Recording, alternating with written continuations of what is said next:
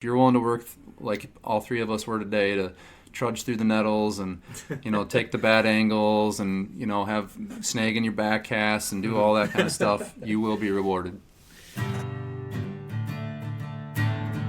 Welcome to the National Wildlife Federation Outdoors Podcast. I'm your host, Drew YoungeDyke. I'm here at the Association of Great Lakes Outdoors Writers in La Crosse, Wisconsin, the annual conference, and I'm here with Scott Mackenthum. Did I pronounce that right? Mackenthum. Close. It's a tough one. I know how to spell it. I'm proud of that. And I'm here with Buddy Seiner. Buddy Seiner, he produces fish stories, which we'll learn about in a little bit. Scott's a freelance outdoor writer, an avid fisherman, and a professional fisheries biologist or wildlife biologist? Fish biologist. Fish biologist.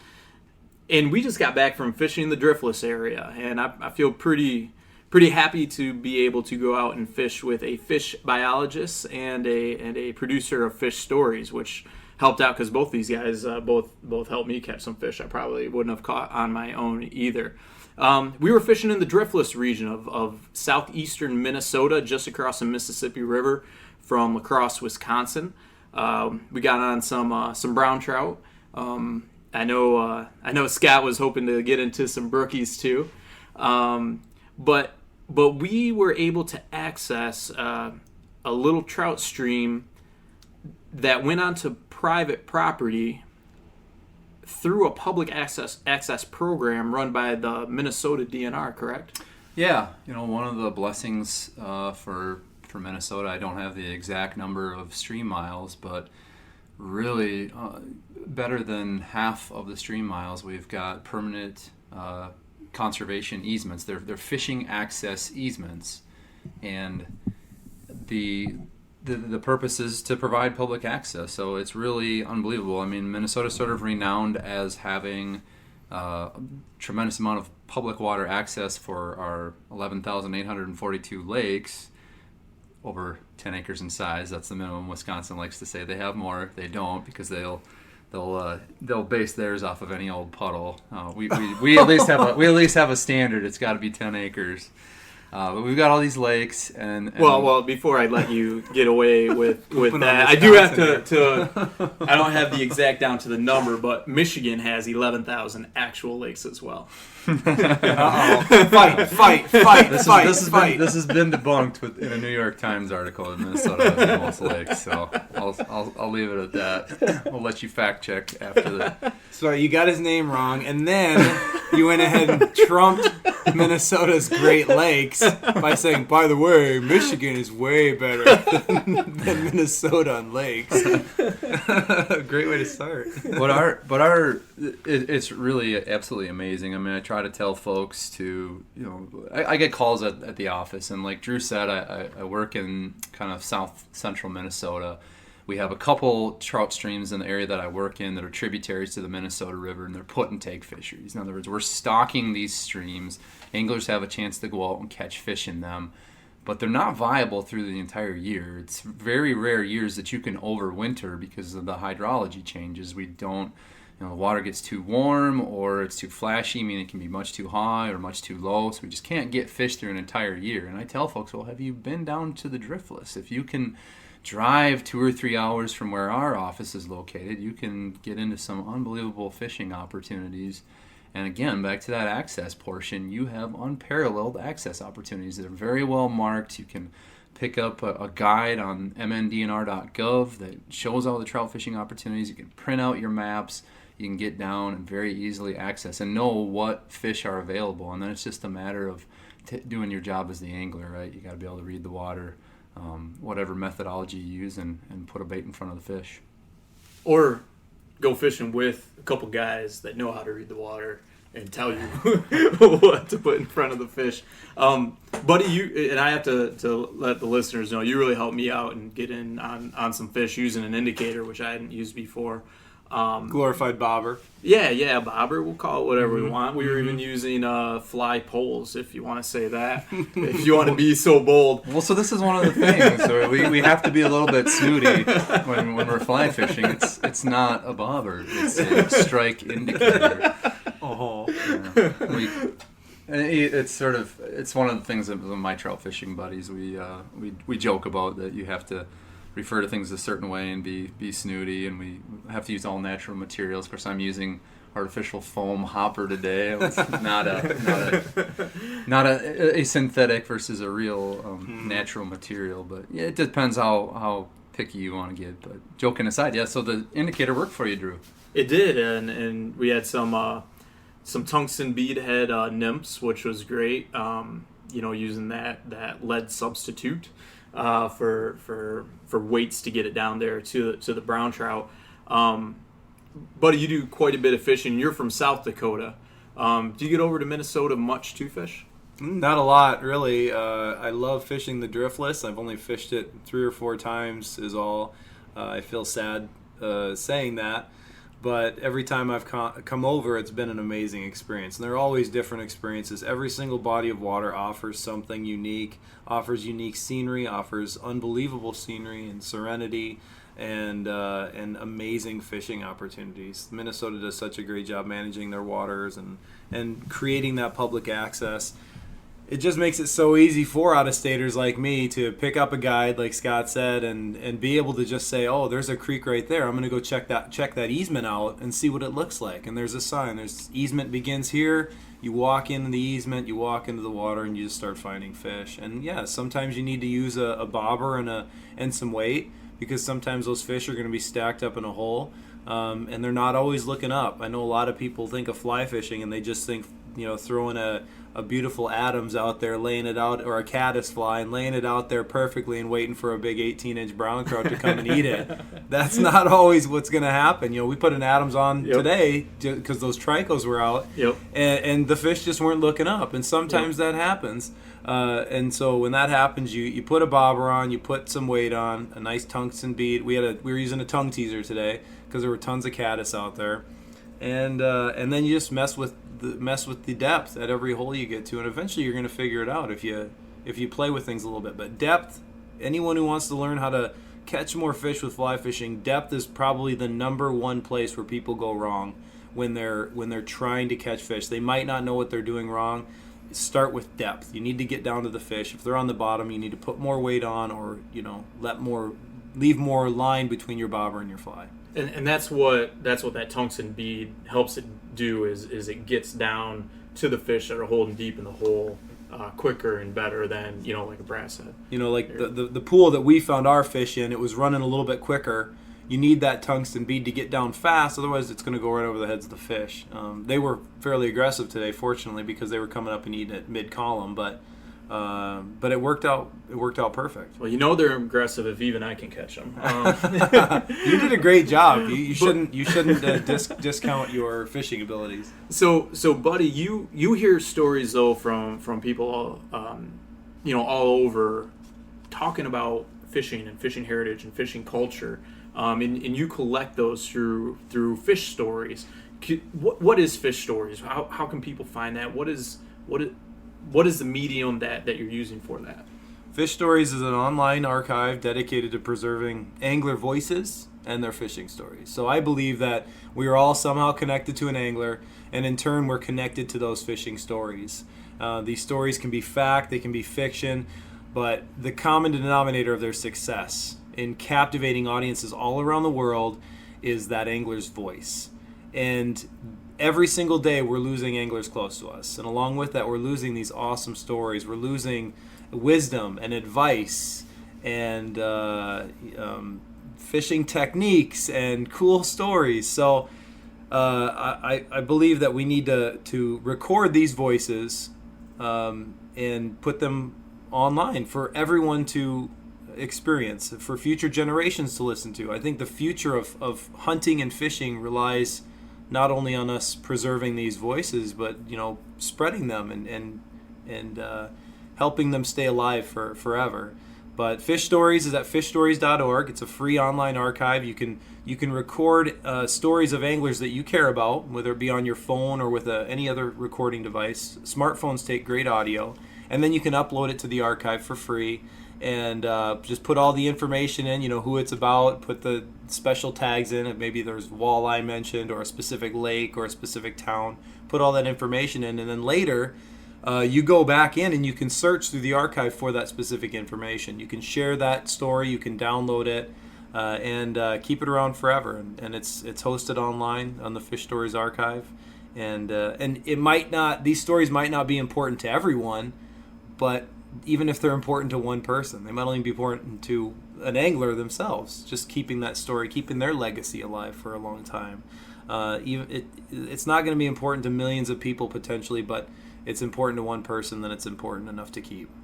And as the curator of the archive, if you will, what have you learned from all these various fish stories? What has been your takeaway so far listening to them? That's a really good question.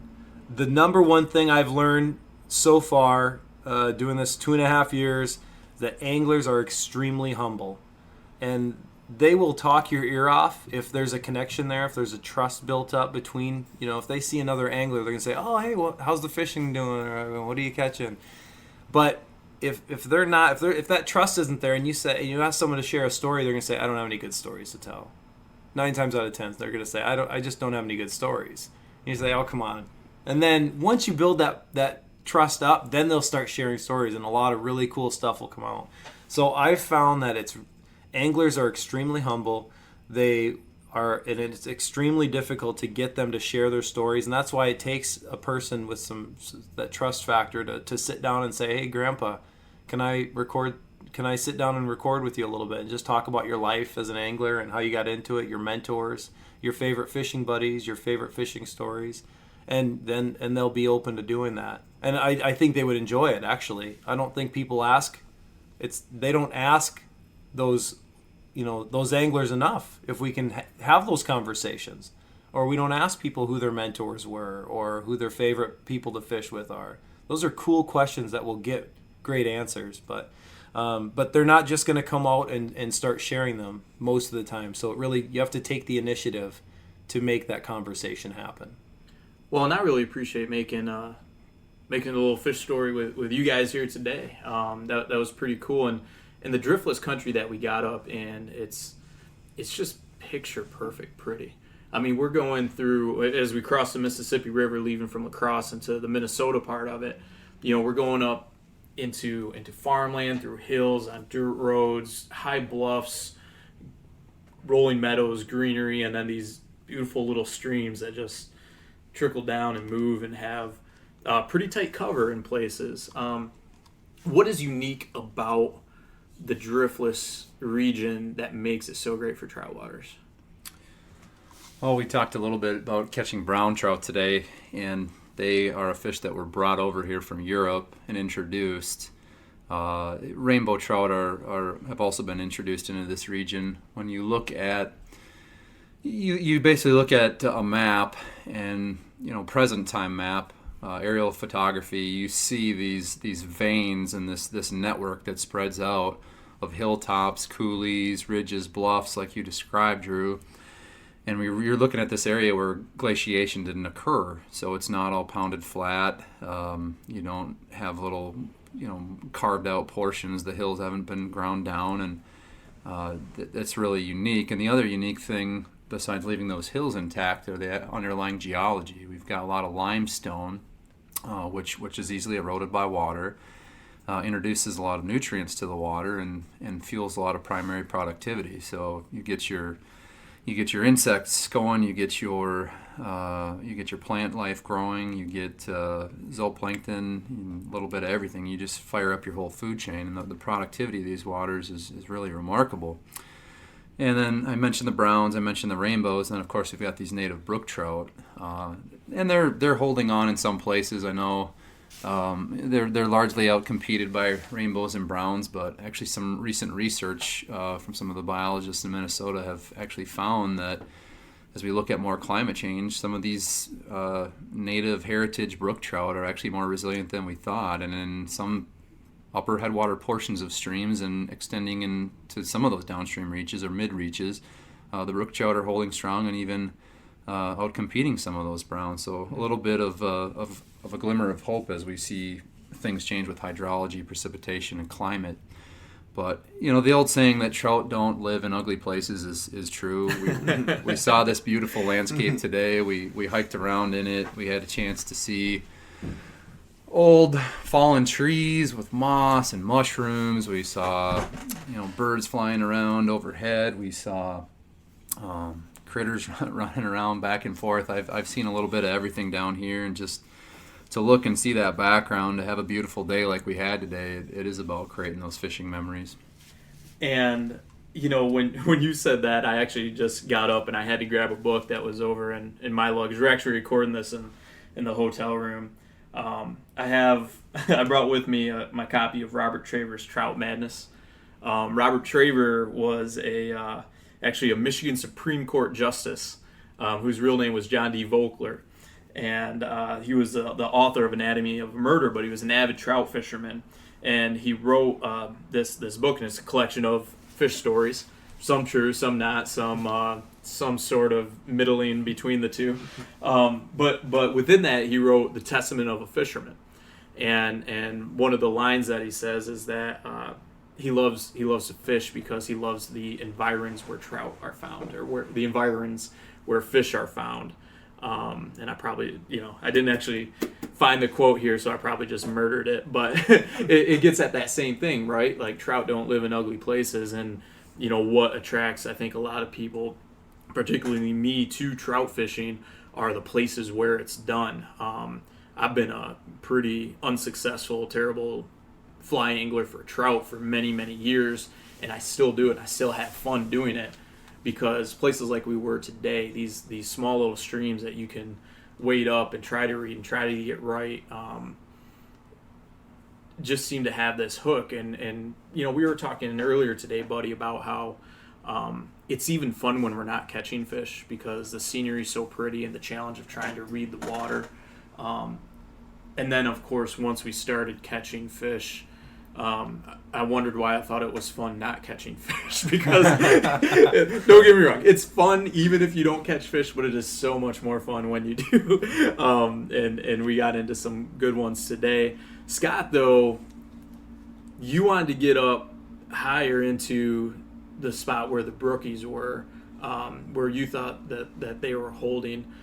In a stretch of river like we were in, what distinguishes where the brookies are going to be up there versus where we were into the browns? What's going to be that dividing line that one takes over? Well, so if we cross the two species, right, and it occasionally happens, you get browns and brooks will spawn, and you'll get tiger trout. But generally speaking, these are two fish that they want to be separate from each other. They overlap, absolutely. I mean, the stream we were on today, you'll come up, and the higher up you'll go, you'll start off, if you're wearing polarized lenses out there, it's a protective measure so you don't put a fly in your eye and get poked by a stinging nettle or Lord knows what. But beyond that, it's being able to actually see into the water, and the water's nice and clear. We've got a running stream, and it's small enough order at where we're fishing it that we can hop along and cross it pretty easily at riffles and pick our favorite locations and banks and continue moving up. And as we move further and further upstream, we're going to get into more and more pronounced brook trout water. You're going to notice it. I mean, today we saw pools that held brown trout, but at some point I've fished this stream before, and you're going to get to a point where you're going to start to see those white flared markings on the pelvic and pectoral fins. And you're going to know that you're starting to see those brook trout. And the further along you go, then higher and higher you go, the smaller the stream gets, the closer to the headwaters you are. That's where you're getting into more pure, true brook trout water. And you were on your way there today, but you did not make it there. What happened to you today, man? Well, as much as we try not to have these issues, occasionally you will have a gear malfunction, a wardrobe malfunction. And today, my handy dandy pair of boots, which I have a hard time sourcing since I wear a size 16, my soles started to become unglued. Borrowed them from Shaq. So back to Back I went to the truck and managed to even pass both of you guys by. But luckily, you figured out that the gig was up and came back and found me. Well, eventually, because Buddy and I were fishing together after a while, and we were trying to catch up to Scott, who we knew was further, or we thought was further upstream, and we thought, boy, he was talking about getting into those brookies. I bet he just like double timed up there. So we start double time up trying to catch up, not realizing Scott had already doubled back and passed us somehow. So we didn't know he was back at the truck. But he took the easiest path, considering his footwear issue. We were on the creek the entire time, unless we went through my favorite bushwhacking partner was the what is it called? Stinging nettle. Oh my God, man. that stuff is the worst. So if you've never been, and that was my biggest surprise about the Driftless, I thought, oh, it's this beautiful area, but then you go down there, you have to bushwhack a little bit, and you come out and you're burning, your arms are itching so bad. It's called stinging nettle, and you just have to leave it alone for 5 minutes, and it goes away. But you have to resist the urge. Everything's gonna itch and it's gonna feel like it's on fire, but you have to resist the urge. Well, and I was wet wading in shorts, so I was going through it, and it was hitting my shins. And I just couldn't wait to get back into the river and have those cooled down by the water. But yeah, it was Scott told us beforehand just to let it be, and it will be all right. Is that a native plant or is that invasive? It is a native plant. Okay. I think there's a few life lessons for everybody today. I think Drew talked about his experiences using an indicator, and I'm old enough to know better, but sometimes just in too big of a hurry to fish. And the life lesson here is make a plan. Say, okay, we're gonna meet back at a certain time, or in case. And this is what happens. This is real thick country, and we're leapfrogging each other, kind of pool hopping and heading upstream. The fish are always oriented. Facing upstream, and so that's the way you want to attack a stream, and that's what we were doing today.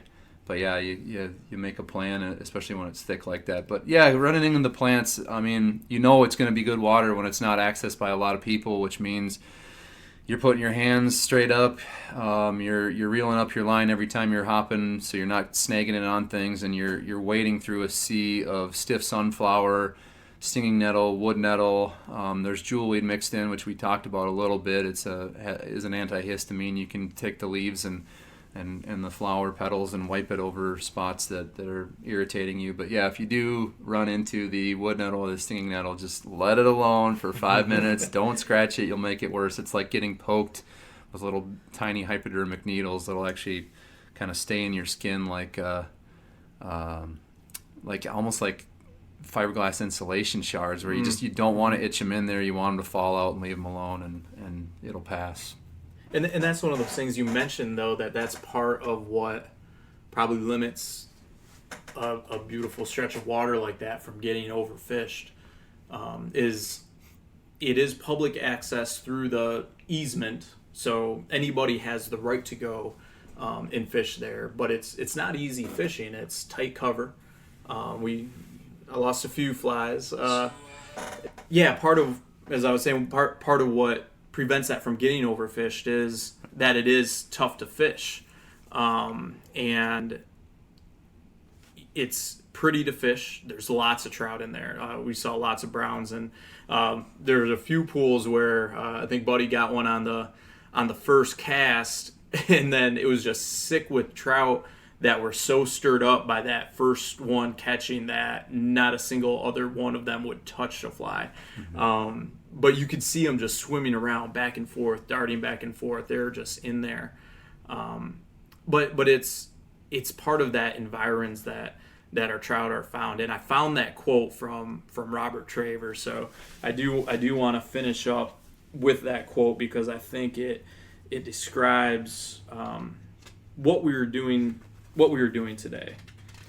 Let me, as you're pulling that up, let me just add. I mean, that's kind of the beauty of it. You described it succinctly, Drew. That you have a little bit of a battle when you're working your way in there, but any able-bodied person is able to fish these streams. And as you get away from some of the population centers, get to more remote areas, and you start looking at these maps, whether you're talking the driftless in Iowa, Minnesota, Wisconsin, there's so much water and so much opportunity, and everything's got trout in it for the most part, that it does spread out the fishing pressure, and it does provide a lot of untapped resources, opportunities. If you're willing to put the time in, the whole world's your oyster. You got all kinds of places in the driftless, and that's really the beauty. So if you're willing to work like all three of us were today, to trudge through the nettles and take the bad angles and have snag in your back cast and do all that kind of stuff, you will be rewarded.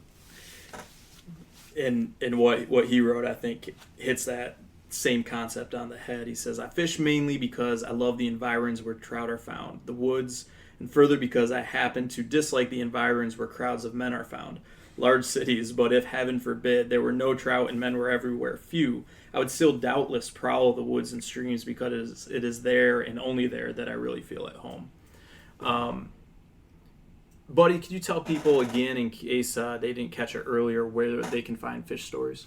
Yeah, fishstories.org. Go online and upload a story or become a true fan. Help keep the archive around for a long time.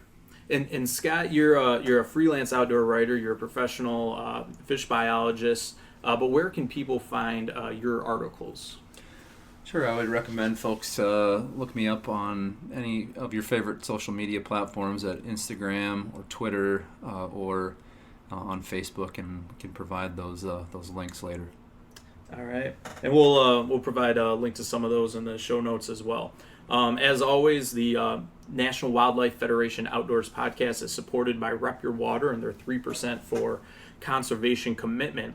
And actually, we have a new collaborative hat produced by RepYourWater. It says, "Stop Asian Carp, Protect Your Waters." And what they're doing is, with the sale of that hat, which I was actually wearing today while catching my fish. Got some nice pictures of that I'm happy about.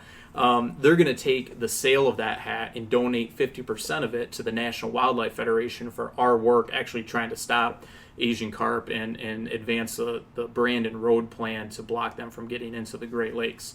So as I like to say, every angler needs a hat. Some of them just keep the sun out of your eyes. This one actually helps stop Asian carp. And you can check that out at repyourwater.com. We'll provide a link to that in the show notes as well. Buddy, Scott, thank you both for joining the podcast. Thank you even more importantly for an awesome day of fishing. I really appreciate it. It was a good time. Thanks. Thank you.